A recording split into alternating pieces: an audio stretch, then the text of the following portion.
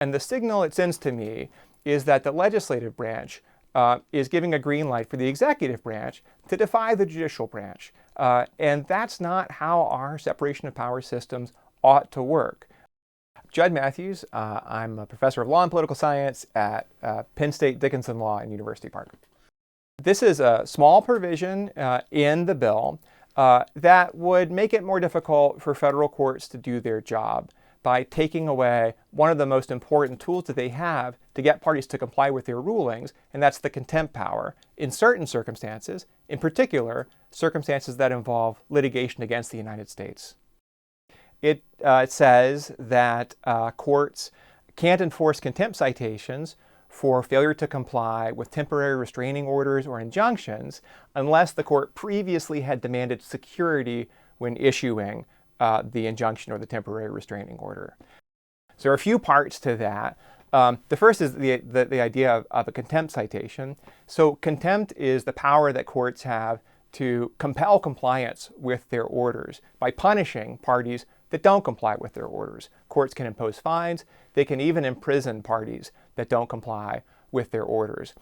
So the context in which this is coming up often these days is the government has a policy. They're seeking to enforce it. Someone sues to say, you can't enforce this policy, it's unlawful or unconstitutional, and they ask the court to make the government pause the policy by ordering the government in a temporary restraining order or a preliminary injunction to stop for now enforcing the policy.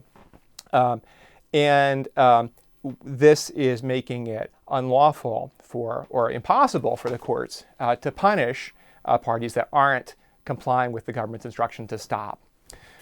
I think there are a couple reasons why courts haven't traditionally required security in some litigation involving the government. And one is that it's very difficult to price what the harm to the government is if the government is delayed for a while from enforcing a particular policy. That's the kind of question that makes sense to ask if we're talking about litigation with private parties, if we're talking about a business that can't sell its product for a certain amount of time. But it's very difficult to say, what that number would be if we're talking about the government not being able to enforce a policy for some period. So one reason why courts haven't done this is it's difficult to price that. Another is, in some cases, the price tag could be astronomical. One way around this situation prospectively, so moving forward, would be for courts to require nominal security payments, like $1. And that might solve the problem prospectively for the future. But the issue is the law applies retrospectively as well. So for litigation that's already started, where the court hasn't imposed a security, if this were to pass into law, it would mean that courts can't enforce contempt for those actions as well.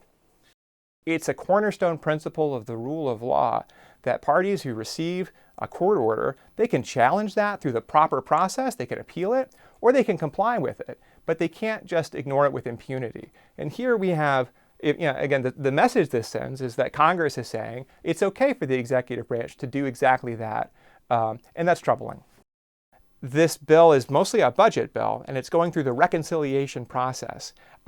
That process is a streamlined legislative process that doesn't allow the Senate to use the filibuster, so legislation can pass more quickly through it. But the catch is, under what's called the Byrd Rule, everything subject to the reconciliation process has to be budget related.